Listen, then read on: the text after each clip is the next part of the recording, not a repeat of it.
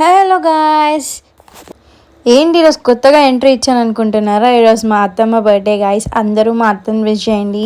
So every year అయితే బబ్లు అయితే వాళ్ళ మమ్మీ బర్త్డే సెలబ్రేట్ చేస్తాడు. సో ఈ ఇయర్ కూడా అలానే సెలబ్రేట్ చేద్దాం అనేసి అయితే అప్పటికప్పుడు అయితే బయలుదేరి వచ్చేసినాం అనమాట ఊరికి.